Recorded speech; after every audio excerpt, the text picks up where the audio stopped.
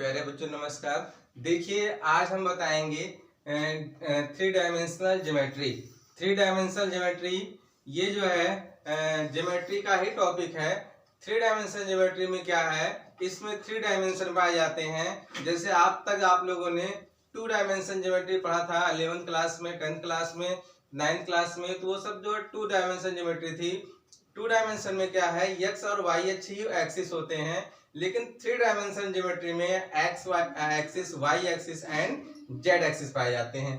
तो देखिए यहाँ हमने जैसे बनाया है, ये एक्स एक्सिस है, वाई एक्सिस है, जेड एक्सिस है। X axis, Y axis, Z axis के बीच में कोई पॉइंट अगर होगा तो उसके थ्री कोऑर्डिनेट होंगे। जैसे कि एक्स वाई एक्सिस में आपके टू कोऑर्डिनेट होते थे, एक्स और वाई होता था ना। लेकिन अब क्या है कि थ्री कोऑर्डिनेट में मतलब कि थ्री डायमेंशन में थ्री कोऑर्डिनेट होते हैं। जैसे अगर हम P को मान लें तो इसका देखिए वर्टेक्स हो गया x1 y1 z1। Q coordinate है, इसका वर्टेक्स हो गया x2 y2 z2, है ना। तो बात आती है कि डिस्टेंस फार्मूला। अब इस थ्री डायमेंशन ज्योमेट्री में distance formula, distance two point के बीच के डिस्टेंस का फार्मूला क्या होता है, तो इसके लिए देखिए the distance between the point P x1, y1, and z1 and Q x2, y2, z2। तो इन दोनों पॉइंट देखिए P Q दो स्पेस में यहाँ है, इसके बीच की डिस्टेंस क्या होगी, P Q के बीच की डिस्टेंस का फार्मूला है PQ = under root x2 - x1 का whole square plus y2 - y1 का whole square plus z2 - z1 का होल स्क्वायर। कहने का मतलब ये है, वहां टू डायमेंशन था, यहाँ पे थ्री डायमेंशन हो गया। ठीक है, तो ये आपका डिस्टेंस फार्मूला था। डिस्टेंस फार्मूला के द्वारा हमें इसका क्या करेंगे, इसका सेक्शन फार्मूला भी निकालते हैं। सेक्शन फार्मूला देखिए कैसे निकालेंगे, तो ध्यान दीजिए, इसको रेस कर लेते हैं। सेक्शन फार्मूले के लिए क्या करेंगे, बस यही P और Q के बीच में कोई पॉइंट R ले लेते हैं। R हमारा हो जाएगा x, y, z। Suppose that कि यहां से यहां तक का इसका रेशियो m और इसका m1 मान लेते हैं, इसका m2 मान लेते हैं, है ना। तो यहां पे सेक्शन फार्मूला थ्री डायमेंशन में सेक्शन फार्मूला, सेक्शन फार्मूला क्या है थ्री डायमेंशन का। तो जैसे आप सेक्शन फार्मूला में आप में एक्स वाई जेड, ये आपका P और Q दो वर्टेक्स दिया है, इसके बीच में कोई पॉइंट R है। R जो है वो M1 और M2 रेशियो में डिवाइड कर रहा है, जिसका R का वर्टेक्स सपोज कर लिया गया XYZ है। तो इसी XYZ की जो वैल्यू होगी वही हमारा सेक्शन फार्मूले के द्वारा उसका कोऑर्डिनेट बताएगा। तो ध्यान दीजिए, तो x की वैल्यू क्या हो जाएगी, x = हो जाएगा m2 x1 plus m1 x2 अपान m1 plus m2। y = m2 y1 plus m1 y2 अपान m1 plus m2। z = m2 z1 plus m1 z2 अपान m1 प्लस m2। ठीक है, तो XYZ जो यही XYZ है, इसी का ये वर्टेक्स हो गया। तो आपका ये सेक्शन फार्मूला हो गया। कब के लिए है, इंटरनल के लिए। दो होता है, एक एक्सटर्नल एक इंटरनल। एक्सटर्नल में क्या होता है, सेम यही वैल्यू होती है, केवल यहाँ सब जगह माइनस हो जाता है, उसका फिगर भी बनाते हैं। इंटरनल के लिए आपका सेक्शन फार्मूला यही होता है ना। तो एक्सटर्नल के लिए सपोज दैट इसी फिगर में आते हैं, ये आप नोट कर लिए होंगे, इसको हम रेस कर लेते हैं। एक्सटर्नल, ये इंटरनल का था, एक्सटर्नल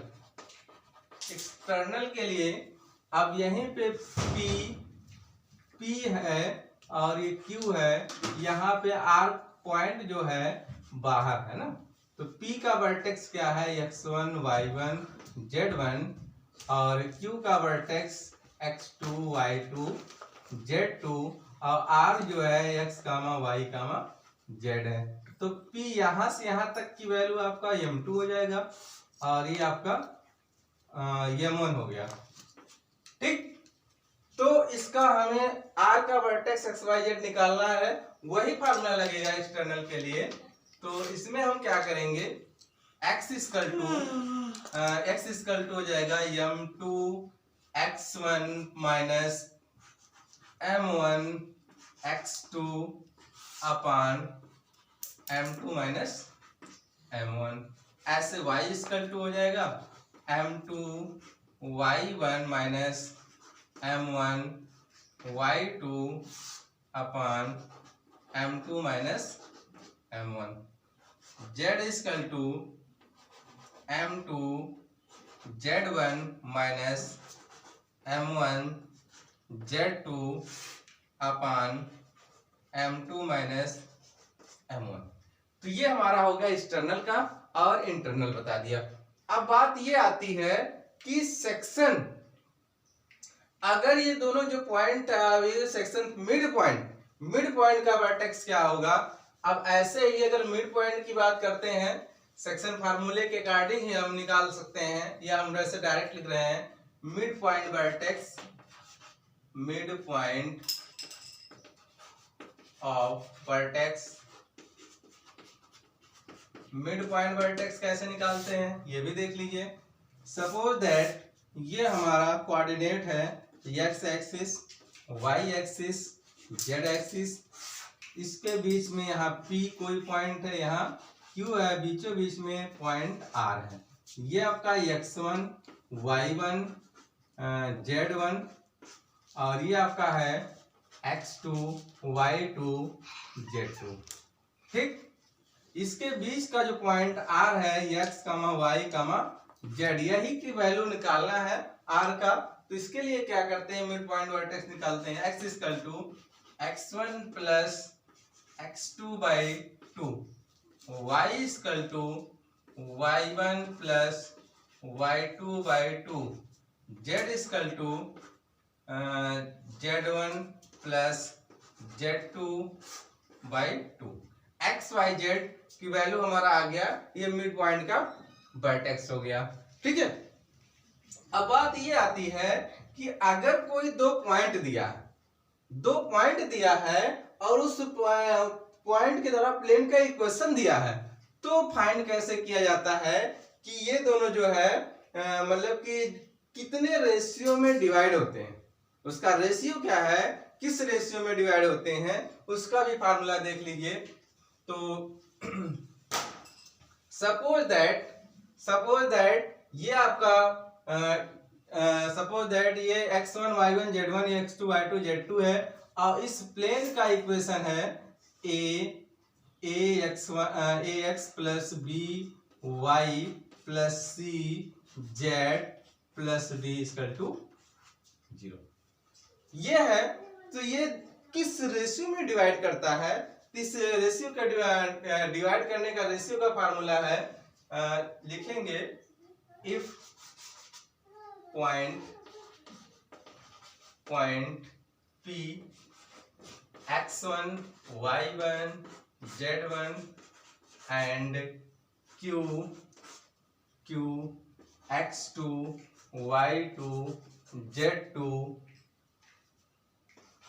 passes the plane का इक्वेशन क्या है, ax plus by plus cz plus d equal to 0। ये पॉइंट पासेस कर रहा है, तो इस प्लेन के द्वारा जो में इसके पॉइंट r है, इसका रेशियो निकालना है। तो रेशियो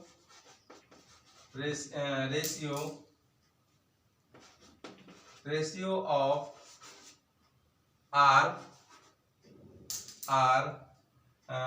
at P Q पे रेशियो निकालना है, तो इसका डायरेक्ट फार्मूला होता है minus A x1 b y1 c z1 plus D upon A x2 b y2 c z2 plus D. तो ये हमारे आर्टिकल क्लियर होते हैं। तो अब हम इसके द्वारा कुछ प्रॉब्लम्स बताएंगे। प्रॉब्लम्स के द्वारा आपको क्लियर कर देंगे 3 डायमेंशनल ज्योमेट्री में कि कितने क्वेश्चन मतलब किस तरह से क्वेश्चन आते हैं, कैसे सॉल्व किया जाता है। आइए ध्यान देते हैं, प्रॉब्लम्स तो सॉल्व करते हैं ना।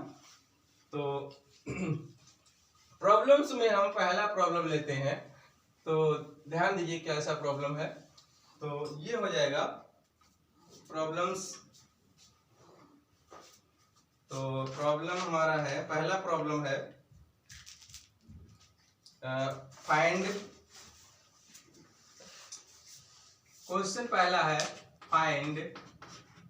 हमने प्रॉब्लम्स ले लिया। Find the distance between the point P -2, 4, 1 and Q 1, 2, -5। तो ये दो पॉइंट दिया है, इन दोनों पॉइंट के बीच की डिस्टेंस निकालनी है। तो अभी हमने डिस्टेंस फार्मूला बताया था। यहाँ सपोज दैट ये आपका P हो गया, ये आपका Q हो गया। P का वर्टेक्स क्या है 1, 2, -5 और Q का वर्टेक्स क्या है -2, 4, 1। यही है। तो इसको आप x1 y1 z1 और इसको आप x2 y2 और z2 सपोज कर लिया। अब इसके बीच की डिस्टेंस डायरेक्ट लिखाते हैं। we know that distance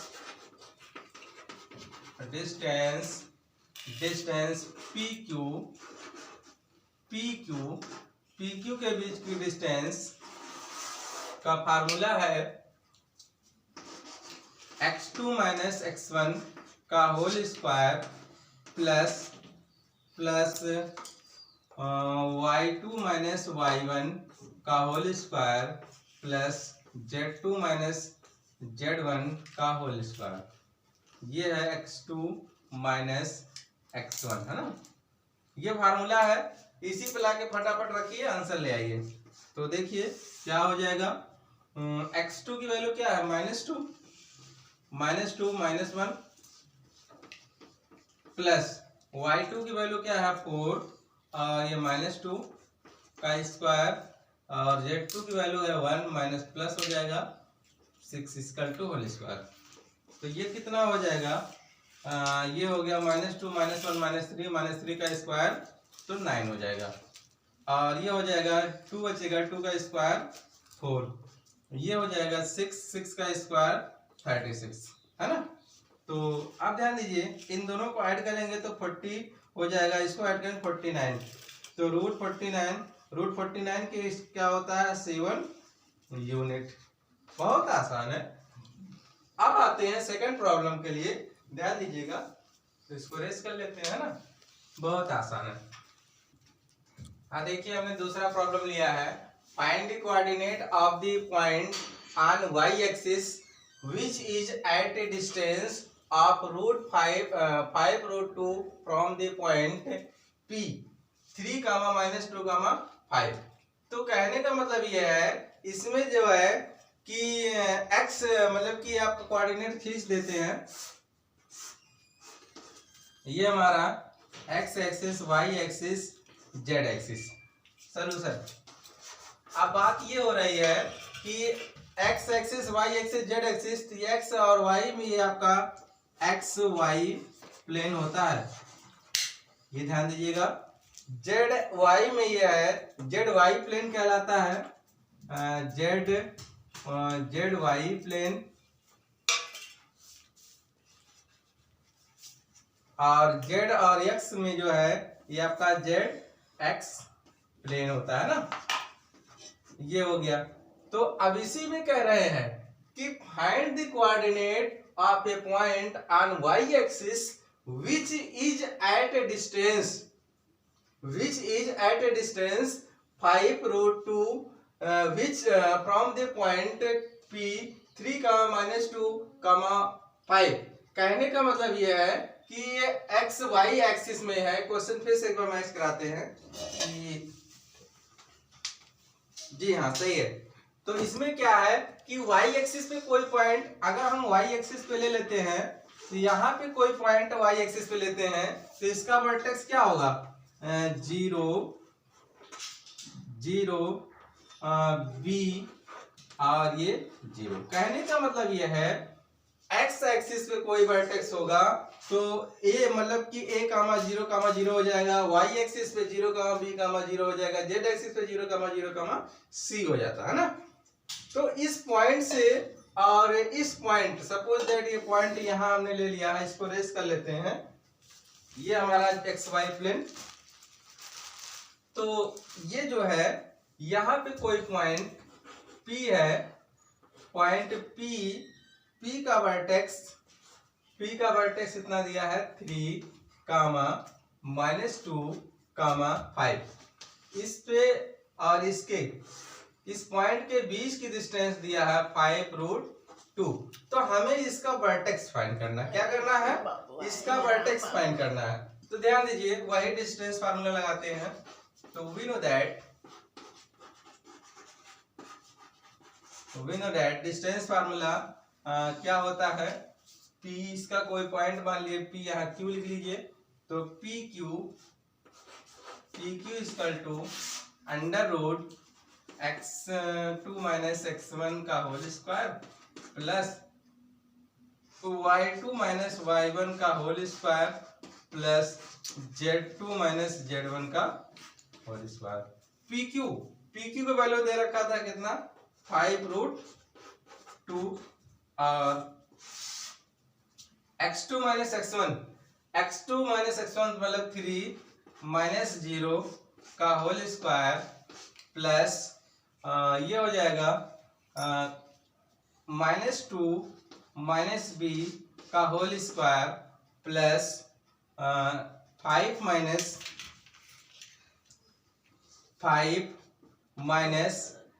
0 का होल स्क्वायर है ना। तो स्क्वायरिंग ऑन बोथ साइड करते हैं। स्क्वायरिंग ऑन बोथ साइड, दोनों साइड का अगर स्क्वायर कर देते हैं तो ये आपका हो जाएगा 5 5 जा 25, 2 जा 50। इधर हो जाएगा 50, इधर रूट हट जाएगा तो ये हो जाएगा 3 3 जा 9 और ये 2 का कॉमन कर लेंगे तो ये हो जाएगा b प्लस 2 का स्क्वायर और ये हो जाएगा 5 का स्क्वायर 25 है ना। तो ये दोनों ला करके इससे लेस कर देते हैं 50 से।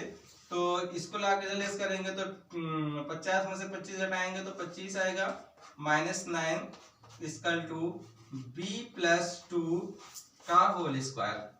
तो इसका मतलब ये हो गया, इसमें से इसको लेस करेंगे तो कितना हो जाएगा b प्लस 2 इक्वल टू का होल स्क्वायर इक्वल टू 16। इधर स्क्वायर हटाते हैं तो इधर रूट लग जाएगा तो ये हो जाएगा 2। तो ये आपका इधर स्क्वायर था, इधर रूट ले लेंगे तो +-4 आ जाएगा है ना। इतना तो क्लियर है। अब इसमें एक पॉजिटिव केस लेते हैं, निगेटिव केस लेते हैं। पॉजिटिव केस लेंगे तो b इक्वल टू कितना हो जाएगा 4 - 2। तो b की वैल्यू कितनी आ जाएगी 2 आ गया। फिर निगेटिव केस लेते हैं b इक्वल टू -4 आ जाएगा -2। तो b इक्वल टू कितना आ जाएगा -6। तो इससे क्या प्रूव होता है कि Q का वर्टेक्स हमारा क्या हो जाएगा, आप यहीं पे ध्यान दीजिए। तो Q का वर्टेक्स हो जाएगा 0, 2, 0 एंड 0, -6, 0। यही हमारा आंसर हो गया है ना। आइए इसका नेक्स्ट प्रॉब्लम फिर लेते हैं। बहुत आसान है 3 डायमेंशन ज्योमेट्री। एक बार ध्यान से वीडियो को देख लीजिए तो पूरा आपका चैप्टर अच्छे से तैयार हो जाएगा। थर्ड ले लिया, कह रहा find the locus of PA² + PB² = 2K² where A and B are the point 3, 4, 5 and -1, 3, -7। तो ये A और B दो पॉइंट दिए हैं, इसके द्वारा हमें इस मतलब की जो वैल्यू दी है इसका हमें फोकस लोकस निकालना है, लोकस का मतलब कि एक प्रकार का इक्वेशन फाइंड करना है ना। तो ध्यान दीजिए, सपोज दैट लेट पॉइंट हम मान लेते हैं अल्फा बीटा गामा।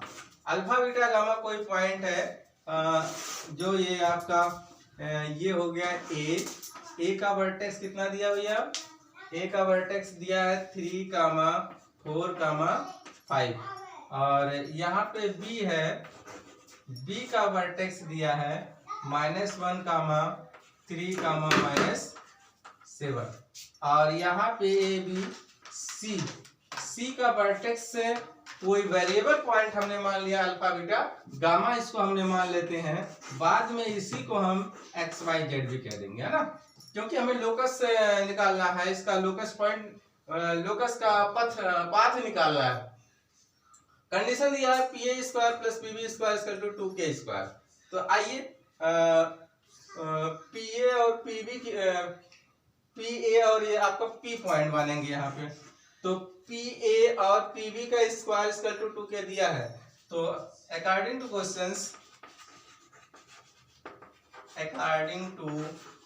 क्वेश्चंस प्रश्नानुसार पी ए का स्क्वायर प्लस पी बी का स्क्वायर इक्वल टू 2k²।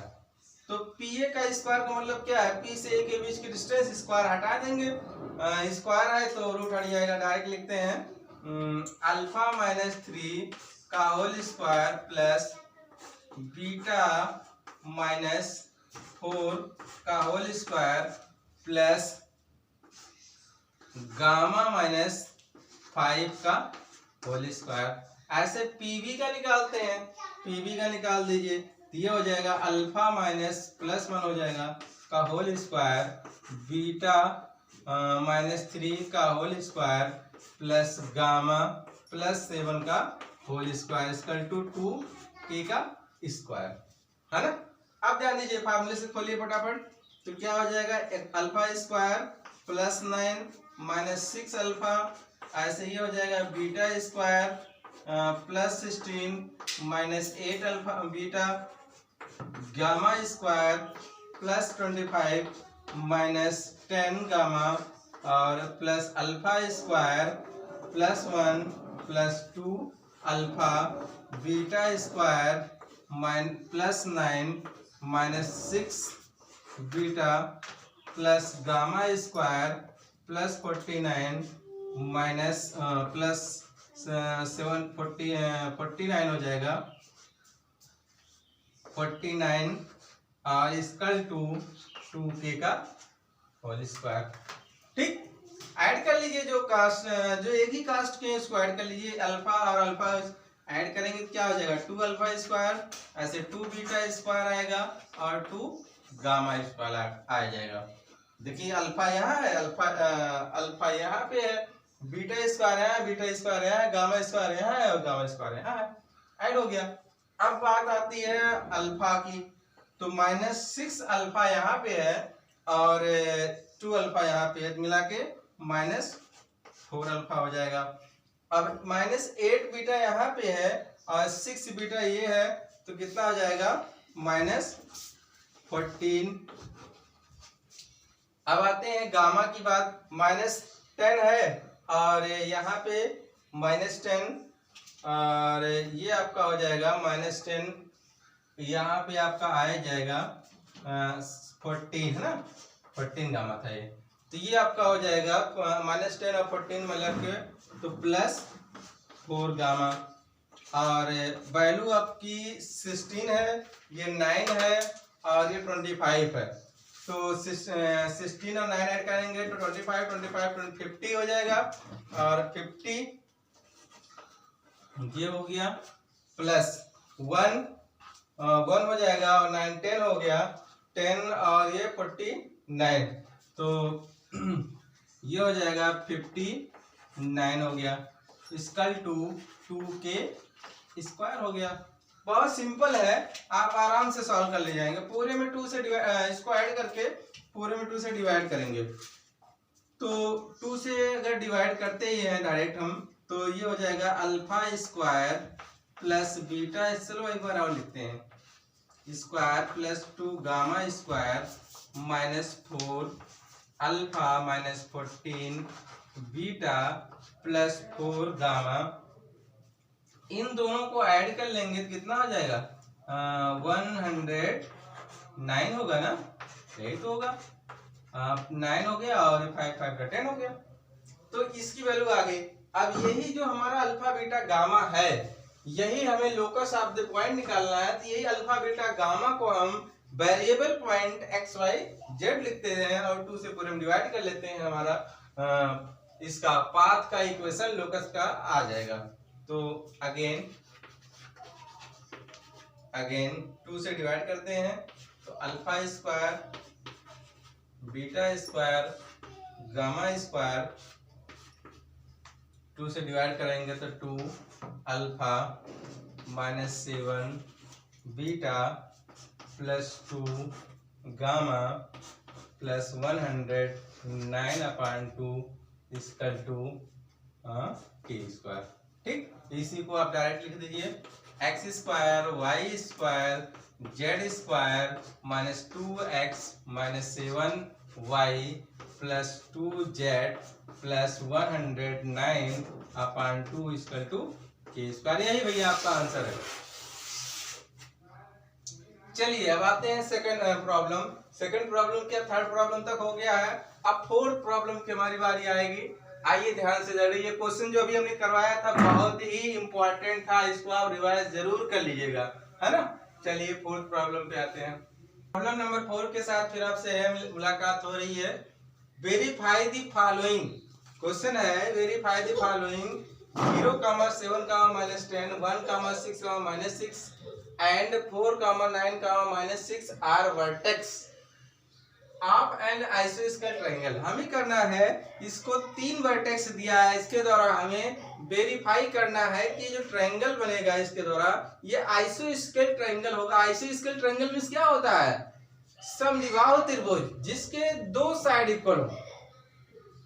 किसी भी ट्रायंगल का 2 साइड इक्वल होता है तो उसको आइसोस्केल कहते हैं, और तीनों साइड इक्वल होता है तो उसको इक्विलैटरल कहते हैं। तो ठीक है, ऐसे इस टाइप से आपके बहुत से क्वेश्चन आएंगे, बहुत से प्रॉब्लम आएंगे, तो आपको विवेचक कर लेना है। जैसे हम इसको लगाने चल रहे हैं इसी तरह आपको प्रूव करने के लिए रेक्टेंगल प्रूव करिए, रोम्बस प्रूव करिए, आइसोस्केल इक्विलैटरल ट्रायंगल प्रूव करिए, तो आप इसी मेथड से सारा आप आराम से कर ले जाएंगे। हाँ, बस फर्क आपका क्या होगा, तो रेक्टेंगल का कॉन्सेप्ट आपका तैयार होना चाहिए, स्क्वायर का कॉन्सेप्ट होना चाहिए तैयार, रोम्बस का कॉन्सेप्ट तैयार होना चाहिए। अगर नहीं भी है तो हमारे वीडियो को सब्सक्राइब करने पे आपको ज्योमेट्री का टॉपिक मिलेगा, क्वाड्रिलेटरल, ट्रायंगल, सबके बारे में डिटेल है, तो उसको आप एक बार रिप्ले करके देख लेंगे तो आपको कभी भी प्रॉब्लम नहीं होगी। आइए ध्यान देते हैं। तो कह रहा है कि वेरीफाई द फॉलोइंग 0, 7, -10, फिर है 1, 6, -6 and 4, 9, -6 are the vertices या vertex of an isosceles triangle। ठीक है, तो इसी के द्वारा हमें निकालना है। सपोज दैट हम एक ट्रायंगल बना लेते हैं, एक ट्रायंगल का नाम ले लिया, इस ट्रायंगल का वर्टेक्स ए बना लेते हैं, इसको बी बना लेते हैं, इसको सी। ए का वर्टेक्स कितना है, 0, 7, -10।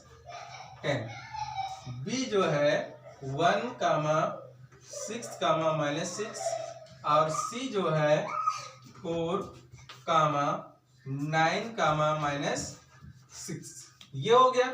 अब हमें करना क्या है, इन्हीं के पॉइंट के बीच की डिस्टेंस निकालनी है, ए बी के बीच की डिस्टेंस निकालनी है, बी सी के बीच की डिस्टेंस निकालनी है, ए सी के बीच की डिस्टेंस निकालनी है, ए बी सी के बीच की डिस्टेंस आ जाएगी। इन्हीं में से कोई 2 साइड ऐसा होगा जो एक दूसरे के इक्वल होगा और एक अनइक्वल होगा, तो आपका प्रूव हो जाएगा। ध्यान दीजिए, सॉल्यूशन में आते हैं। तो ये हमारा है ए बी इन ट्रायंगल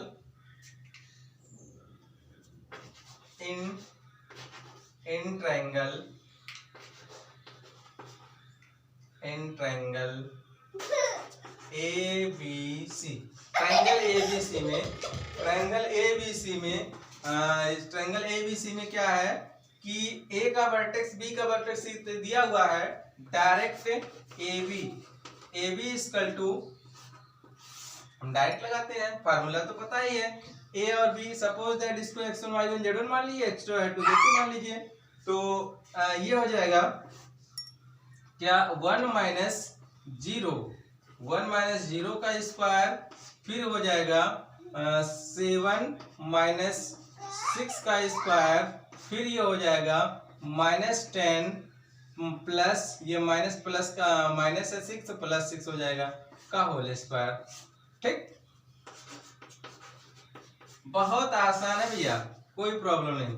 तो ये आपका 1 हो जाएगा, 1 का स्क्वायर 1 ही होता है, और ये आपका 1 का स्क्वायर ये भी 1 हो जाएगा, और ये आपका है -6, 10 में से 6 को लेस करेंगे तो 4 हो जाएगा ना, तो 4 का स्क्वायर कितना हो जाएगा, 4 4 जा 16 टू 18 को हम लिख देंगे, ये हो जाएगा 18 को लिख देंगे 9 इंटू √2, तो ये हो जाएगा 3√2, आराम से AB की वैल्यू आ गई 3√, AB की वैल्यू आ गई, ऐसे BC निकालिए, BC निकालते हैं, BC इक्वल टू क्या करेंगे, तो इसमें से आपका हो जाएगा 1 माइनस 4 का स्क्वायर, और इसके बाद 6 माइनस 9 का स्क्वायर, फिर ये हो जाएगा -6 प्लस 6 का स्क्वायर, तो ये कितना हो जाएगा भैया, तो ये हो जाएगा 4 में से 3 का स्क्वायर 9, और 9 में से 6 देना -3 का स्क्वायर भी 9 होगा, ये कट के आपका 0 हो गया, तो कितना हो जाएगा √18 को हम क्या लिख देते हैं 3√2, तो आ गया ना भैया, दो साइड इक्वल आ गए, BC AB इक्वल है, चाहे तो आप AC भी निकाल लीजिए, अगर AC भी वही आ जाता है तो प्रूव हो जाएगा। तो चलिए आपको कॉन्सेप्ट क्लियर के लिए हम AC भी निकाल लेते हैं, वैसे तो हमें यही दो ही करना था, AC भी निकालते हैं। AC इक्वल टू क्या करेंगे, इसके निकालते हैं 0 माइनस 4 का स्क्वायर, और ये हो जाएगा 7 माइनस 9 का स्क्वायर, और -10 प्लस 6 का स्क्वायर, तो कितना हो जाएगा भैया, तो ये हो जाएगा 16, और ये हो जाएगा 4, 7 में से 9 लेस करेंगे -2 का स्क्वायर 4 हो जाएगा, और -10 में से 6 को लेस करेंगे तो 4 का स्क्वायर 16, तो 16 कितना हो जाता है, 16 दूनी 32 4 36 का स्क्वायर रूट लेंगे तो 6 आ जाएगा। तो कहने का मतलब ये है AB और BC 3√2 आया है और AC आपका 6 आया है, तो इसमें क्या होगा, इन ट्रायंगल ABC में AB equal to BC, so triangle ABC is a आइसोस्केल ट्रायंगल। कौन सा ट्रायंगल, हाँ आइसोस्केल ट्रायंगल की बात कहा था, आइसोस्केल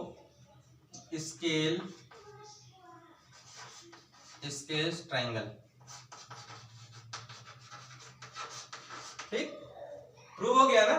ऐसे आइए हम अपना फिफ्थ प्रॉब्लम देखते हैं, पांचवा प्रॉब्लम है, ध्यान से देखिएगा।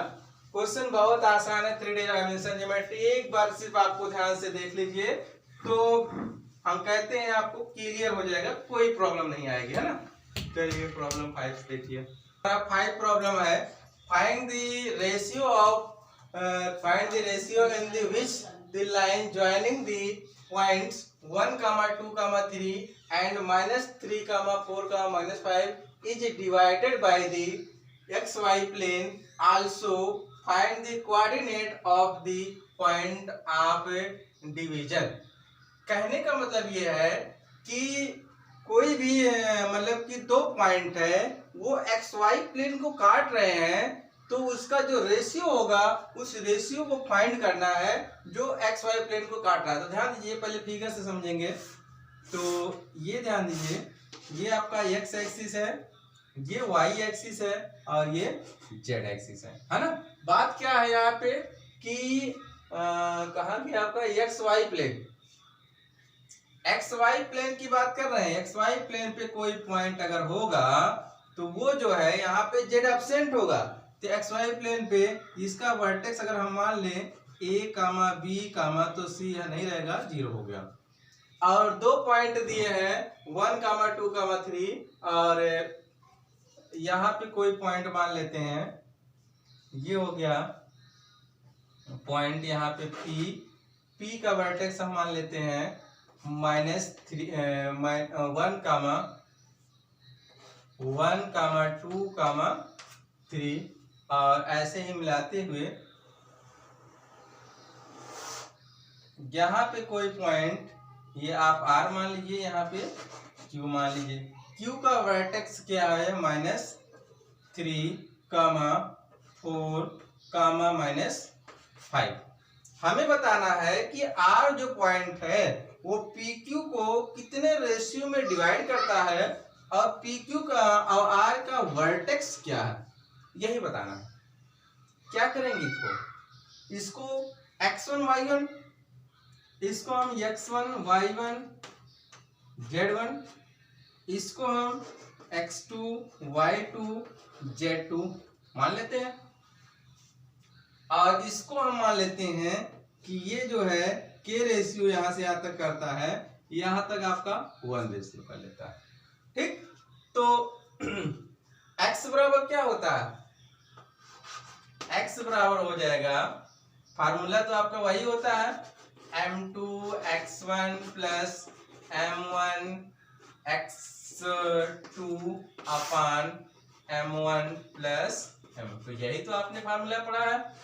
तो यही आपका यहाँ लगेगा, ये आपका हो जाएगा m1, ये हो जाएगा m2, और ये x1 y1 z1 x2 y2 z2। तो m2 का मतलब 1 हो गया, 1 इंटू x1 का मतलब -3। अब बात आती है m1 की वैल्यू आपका k हो गया, और x2 की वैल्यू क्या है, x2 की वैल्यू आपका x2 की वैल्यू 4 हो गया। ठीक, अपान m1 की वैल्यू आपका k है प्लस 1, तो x की वैल्यू कितनी आ जाएगी, x की वैल्यू आ गई -3 प्लस 4k अपान, ये हो जाएगा k प्लस 1। यहाँ पे इसको लिखकर कैसे छोड़ दीजिए। ऐसे ही y का निकालते हैं, y इक्वल टू क्या हो जाएगा, y इक्वल टू हो जाएगा m2 y1 plus m1 y2 अपान m1 प्लस m2। तो इसको हम रेस कर लेते हैं ना,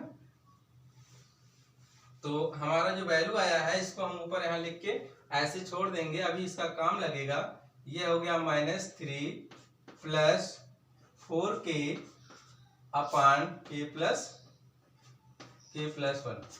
ठीक, इसका आ गया y का वैल्यू क्या आ गया, y हमारा आ जाएगा m2 का मतलब हो गया 1, और y1 हमारा m2 और 1 है, तो y1 हमारा उल्टा लिखा गया है, इसको आप x2 y2 z2 करिएगा, और इसको आप x1 y1 z1 करिएगा, आप सही है। तो हमारा क्या है m2, फार्मूला क्या है m2 y1, तो m2 की वैल्यू कितनी है, m2 की वैल्यू आपका 1 है, और y1 की वैल्यू आपका 4 है, 4 हो गया। और फिर इसका m1 की वैल्यू आपका k है, और m2 की वैल्यू आपकी 2 हो गए, इंटू 2 अपान k प्लस 1। तो y इक्वल टू क्या हो गया, 4 प्लस 2k अपान k प्लस 1।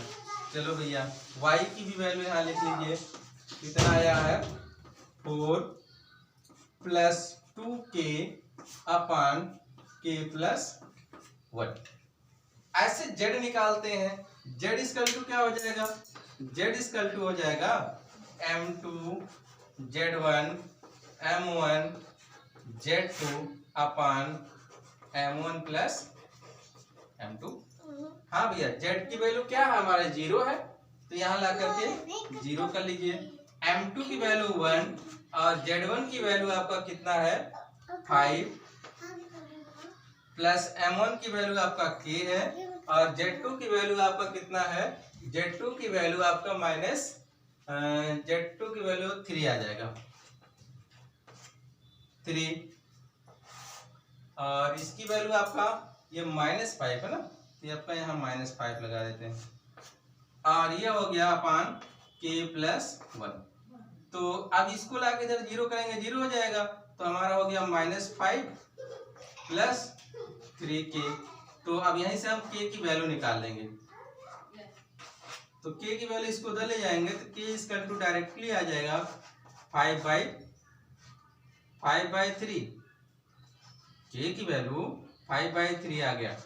5/3 का मतलब क्या हो गया कि ये जो है 5:3 में डिवाइड कर रहा है, ये लाइन जो है 5:3 में डिवाइड कर रहा है। एक आंसर आपका आ गया। अब फिर इसका कोऑर्डिनेट बताना है, एक्स वाई, इसका कोऑर्डिनेट बताना है। तो कहने का मतलब एक्स वाई ए बी जो हमने माना है, इसको एक्स और वाई की वैल्यू आ जाए, जेड तो 0 ही है, तो इसके द्वारा हमें इसमें लाके के की वैल्यू रख दें तो हमारा इसका आंसर भी आ जाएगा। आइए अभी निकाल देते हैं फटाफट, समय नहीं लगेगा अब।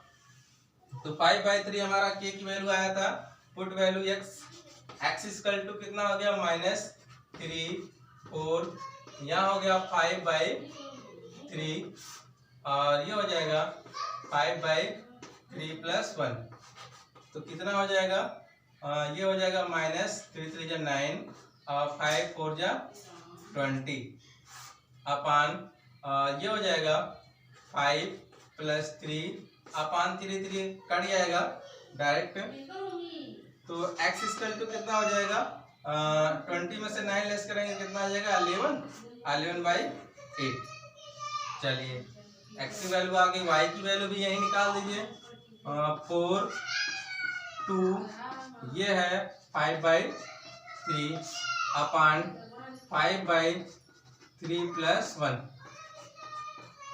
कितना हो जाएगा 3 चौक 12 12 और ये हो जाएगा 5 2 जा 10 और नीचे एलसीएम जो 3 आएगा 3 से कट जाएगा, ये आपका यहाँ हो जाएगा 8 है ना। तो y इक्वल टू कितना हो जाएगा, ये हो जाएगा 22 अपान 8, तो काट देंगे ये हो जाएगा 11/4। ठीक, तो हमारा वर्टेक्स इसका कितना हो जाएगा डायरेक्टली ये हो जाएगा 11/8 और 11/4, 0। यही आंसर पूछ रहा था। ठीक है, तो ये आपका आंसर आ गया है।